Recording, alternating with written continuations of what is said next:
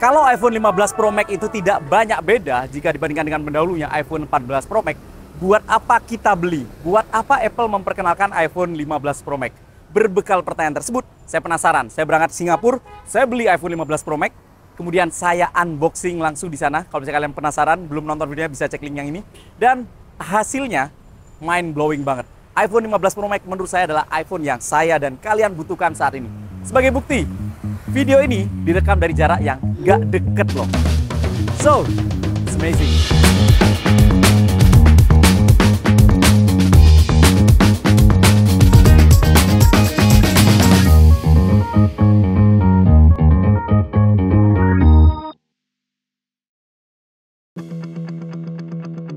Jujur, untuk desain pada iPhone 15 Pro Max ini sekilas memang tidak tampak banyak perubahan.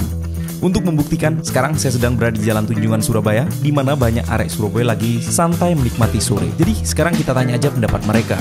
Di tangan saya ada iPhone 15 Pro Max.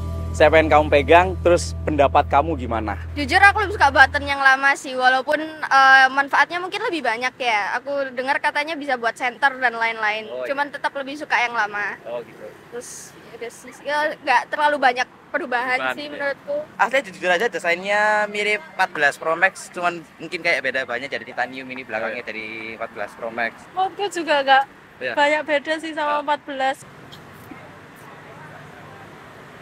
Lebih berat. Enggak juga sih. Enteng malah. Lebih enteng. Oh iya. Lebih mewah aja. Ini sih kelihatan mewahnya di sini nih loh. Nyambung soalnya. Kalau ini kan soft banget kelihatannya. Dari segi warnanya iPhone Pro Max, iPhone 14 Pro Max sama yang 15 kan beda jauh ya. Ininya sis. Oh. Oh nggak ada yang punya 12 ya. Ini kan lebih smooth gitu masih. Bandingin ini. Itu kan kalau nggak salah tajam kan ya pikirannya ya. Nah, 14. 14. Tapi cakepan ini sih. Cakepan. Kamu lebih suka yang ini Mas? Ya kameranya jujur aja mirip, cuman sekarang kan kayaknya udah jadi 48 megapiksel juga. Terus ada telefoto 5 kali. Menurutku ya biasa ya. Iya, soalnya karena kan kayak Samsung S23 Ultra gitu kan bisa zoom 100 kali. Iya. Malah jauhan Samsung ya. Jauh banget. Tapi dari segi anunya juga nggak jauh beda sih sama yang 14 Pro Max. Ya udah USB-C juga kan. Oke lah, lebih gampang cari cas-casannya. Oh iya, menurutmu itu ya? USB-C penting ya? Iya, entengan 15 sih jauh. Oh iya, kamu kerasa ya? Iya. Tapi aku jujur lebih suka 14 sih. Yang lebih mewah aja kalau dilihat gini loh. Cakep tapi. Kalau dipegang loh. Kamu kode-kode request enggak? Masih update ini udah masuk 17. Iya. Yang bisa saya simpulkan adalah sekilas bahasa desain iPhone 15 Pro Max ini masih sama aja dibandingkan dengan pendahulunya. Sudah terbukti dengan interview singkat saya dengan netizen di Surabaya. Memang kalau bisa dicari-cari ada 4 poin perbedaan yang bisa saya simpulkan. Itu pun kalau misalnya dibandingkan secara langsung dengan iPhone generasi sebelumnya.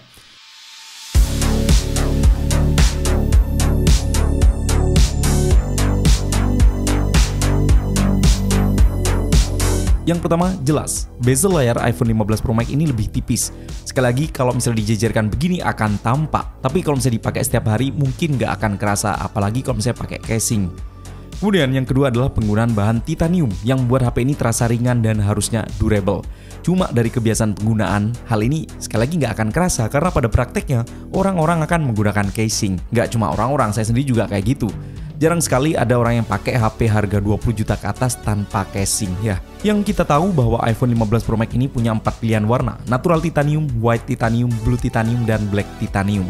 Berdasarkan pengalaman saya, yang warna terang seperti white dan natural titanium lebih tidak mudah meninggalkan sidik jari. Tapi yang blue dan black seperti punya saya ini agak mudah meninggalkan sidik jari. Ya, kalau misalnya kalian peduli sama hal ini, mungkin ini bisa jadi bahan pertimbangan juga. Kemudian yang ketiga adalah port pada bagian bawahnya menggunakan USB-C. Tapi tidak sembarang USB-C karena ini adalah USB 3.0 yang memiliki speed sampai dengan 10 gigabit per second. Penggunaan USB-C ini tentu membuat hidup kita simple karena tahun 2023 apa sih yang nggak pakai USB-C?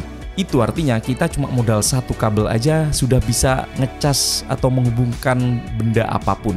Sebagai contoh benda yang saya miliki mulai dari laptop, tablet, lampu RGB seperti ini, mic wireless, smartwatch, dan masih banyak lagi. Begitu juga dengan kecepatan chargingnya. Yang lama, iPhone 14 Pro Max itu sanggup sampai 20 watt aja, sedangkan iPhone 15 Pro Max bisa ngecas maksimum sampai 27 atau 29 watt. 0-50% bisa dicapai dalam waktu 33 menit. dan penuh 100% dalam waktu 85 menit. Ini lebih mending karena pada iPhone 14 Pro Max itu bisa penuh sejam setengah, 90 menitan lah. Ya, saya paham kalau misalnya Anda pengguna Android, Anda mungkin ketawa. Samsung S23 Ultra aja bisa penuh dalam waktu sejam lebih sedikit ya. Atau Realme 11 Pro Plus kayak gini nih, bisa full dalam waktu 35 menit aja. Jadi memang untuk poin lama ngecasnya, iPhone ini nggak istimewa walaupun sudah pakai Type-C sekalipun. Mungkin orang-orang akan berpikir bahwa USB-C pada iPhone ini fungsinya cuma buat itu aja. Tapi jujur setelah saya pakai sekitar 2 minggu, saya menemukan bahwa banyak hal banget yang bisa dilakukan oleh USB-C pada iPhone 15 Pro Max ini. Tentang USB-C pada iPhone 15 Pro Max ini, saya total itu ada 9 hal yang bisa dilakukannya. Yang pertama adalah ngecas HP lain. Ya, kita bisa menghubungkan iPhone ini ke handphone lain dengan colok USB-C ke USB-C ke handphone Android lain, dan handphone Android lain itu akan dapatkan power dari iPhone ini. Kemudian juga bisa ngecas Apple Watch pakai Lightning. Kemudian juga bisa ngecas AirPods juga. Jadi ini handphone bisa jadi power bank. Yang kedua adalah bisa colok dongle. Jadi kalau misalnya kita mau input sambil ngecas tapi kemudian sambil colok HDMI dan sambil kabelan itu juga bisa. Ya, poin ketiga bisa pakai buat mirroring ke monitor 4K 60Hz, kemudian bisa digunakan untuk mikrofon juga untuk recording. Kemudian kelima bisa digunakan untuk gaming controller cable. Kemudian keenam penyimpanan eksternal, juga gampang banget pakainya. Tinggal drag and drop aja kalau misalnya mau copy file.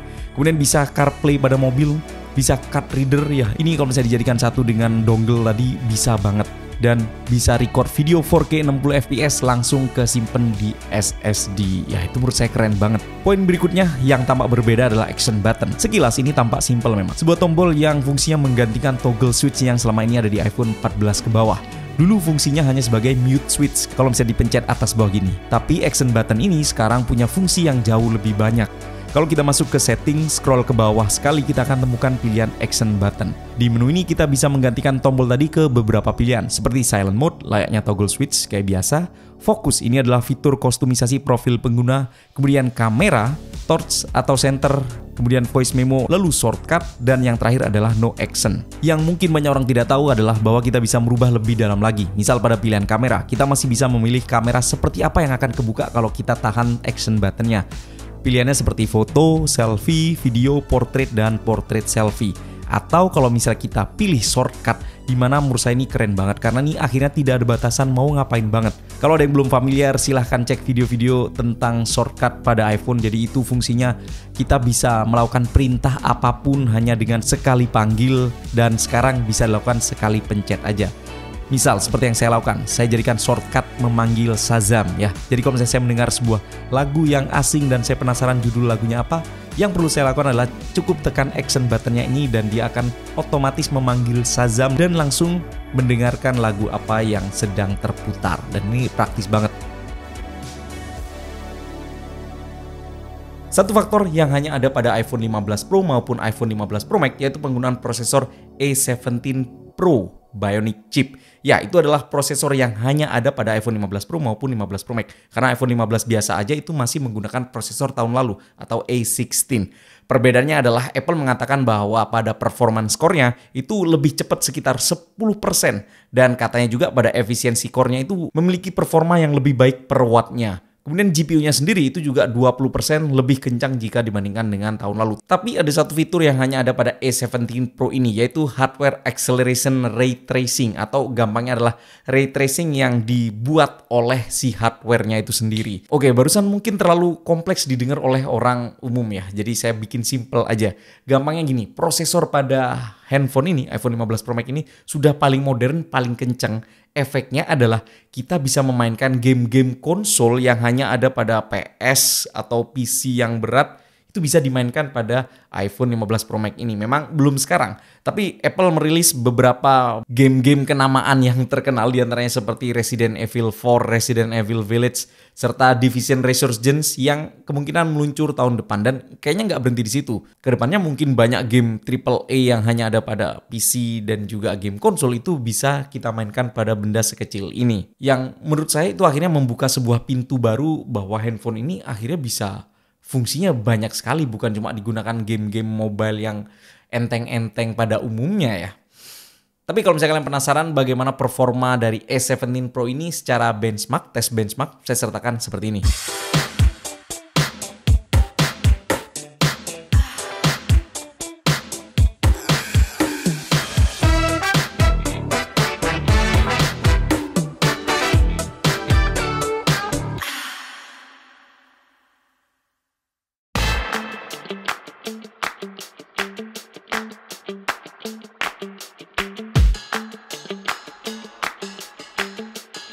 Berikutnya, kamera. Ini adalah poin yang jelas-jelas ingin saya bahas. Karena secara bentuk kamera mungkin kelihatan sama aja. Ya, bentuknya boba seperti ini.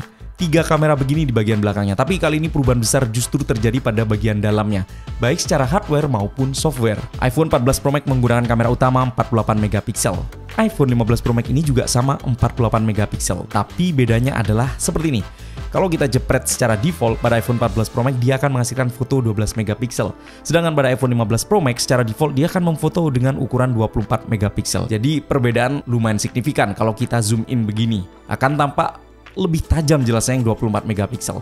Tapi sekali lagi, hal seperti ini mungkin tidak akan pengaruh ke orang kebanyakan. Tapi buat kalian para entusias tentu hal ini hal yang besar. Kemudian masih pada kamera utamanya. Pada iPhone 15 seri kita mendapatkan upgrade pada jepretan kamera utamanya di mode auto. Karena baik pada iPhone 15 biasa, 15 Plus, 15 Pro maupun 15 Pro Max cukup foto biasa aja, nggak perlu portrait mode. HP ini akan menyimpan data depth atau kedalaman objek dengan subjek. Positifnya adalah kita bisa menghasilkan foto portrait mode walaupun nggak niat ambil foto portrait. Dan pengaturannya ini bisa kita lakukan di post edit setelah kita jepret fotonya tadi. Dan ini simple banget. Dan sekali lagi, ini ngefoto tidak dalam portrait mode. Bener-bener mode biasa aja. Pada saat Apple memperkenalkan iPhone 15 seri ini, mereka sempat mempresentasikan kalau iPhone 15 Pro Max ini layaknya memiliki 7 focal length ya, layaknya ya. Atau gampangnya itu 7 lensa. Yang kalau bisa saya jabarkan, yang pertama adalah macro lens, kemudian ultra wide lens, 24 mm lens, 28 mm lens, dan 35 mm lens yang masih pakai lensa utama, lalu telefoto 120 mm. Kalau kalian bingung seperti apa maksud lensa ini ya, makin tinggi akan makin jauh jarak yang bisa ditangkap. Seperti lensa Sony 70-200 bisa menangkap foto hewan dari jarak jauh, atau yang ini yang 300-500 ya. Dan menariknya dari marketing Apple adalah mereka seolah-olah membuat simple pilihan lensa dengan hanya sebuah iPhone. Karena kalau misalnya pada kamera mirrorless atau DSLR, untuk ganti focal length kita harus ganti lensa yang tidak simple. Bukan cuma proses tuker lensanya aja, proses bawanya juga susah. Gimana mau bawa semua lensa kayak gini? Nah, dengan iPhone 15 Pro Max kita selayaknya memiliki 7 lensa. Selayaknya ya, tapi bukan ya. Jadi mau foto ala apapun bisa dilakukan dengan sebuah handphone ini.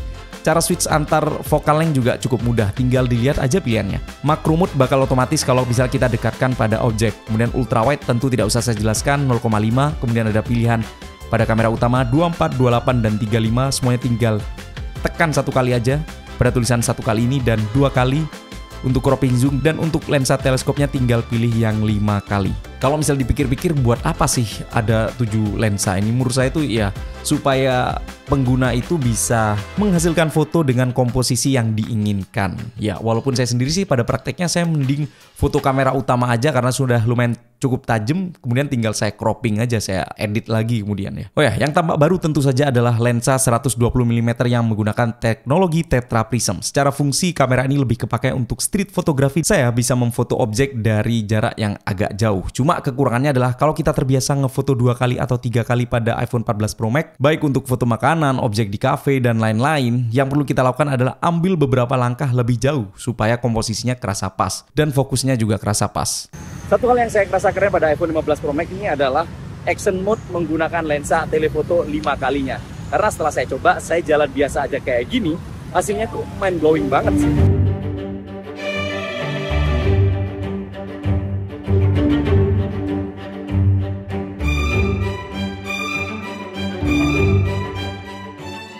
Apple mengatakan bahwa di kamera terbarunya ini sudah menggunakan coating terbaru, nano coating. Tujuannya katanya untuk mengurangi flare-flare yang biasanya muncul pada saat saya rekam. Dan penasaran apakah benar sedemikian rupa? Oke, di tangan kanan saya ada iPhone 15 Pro Max, di sebelah kiri iPhone 14 Pro Max, dan kalau misalnya saya angkat gini, ya sama aja sih saya ngerasa. Oh, mungkin ini agak kelihatan, apa ya, ini kayak ada kabut-kabutnya itu nggak kelihatan banget sih di iPhone 15 Pro Max. Tapi flare yang dimaksud itu masih ada, ini kelihatan banget di sebelah sini ya. Jadi menurut saya sih untuk urusan flare kayaknya belum bisa sembuh total di iPhone 15 Pro Max ini.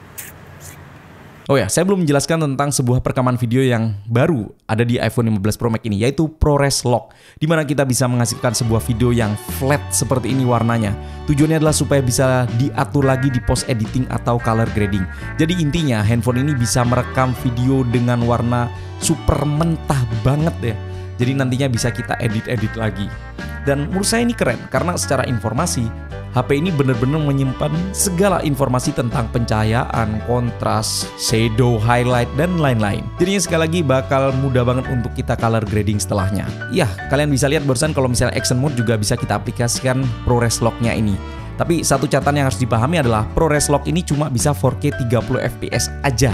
Kalau ingin 4K 60 fps ada caranya, yaitu dengan menghubungkan SSD eksternal atau storage eksternal melalui port Type-C ini.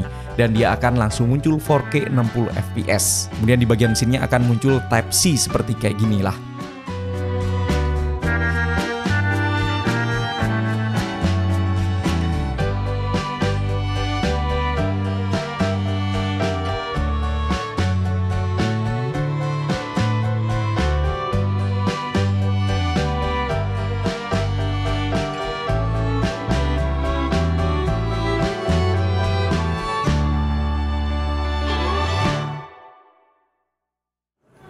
Saya tahu bahwa hal-hal yang saya bahas barusan itu terlalu teknis untuk orang kebanyakan. Mungkin untuk casual user nggak peduli hal-hal yang saya jelaskan. Karena memang itu poin-poin yang hanya dimengerti oleh orang-orang yang ngerti foto maupun video aja.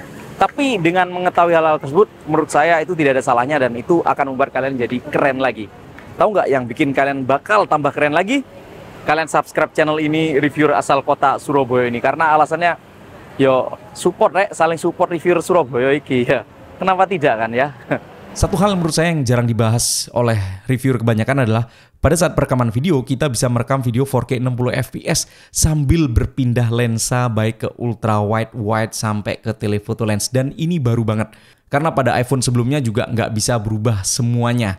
Dan apalagi kalau misalnya handphone Android kebanyakan biasanya 4K 60 fps itu hanya bisa digunakan di kamera utamanya aja. Oh ya, sepertinya saya harus bahas ini juga karena saya dengar ini adalah isu yang sangat penting. Mungkin beberapa di antara kalian ada yang sudah beli iPhone 15 Pro Max, iPhone 15 Pro.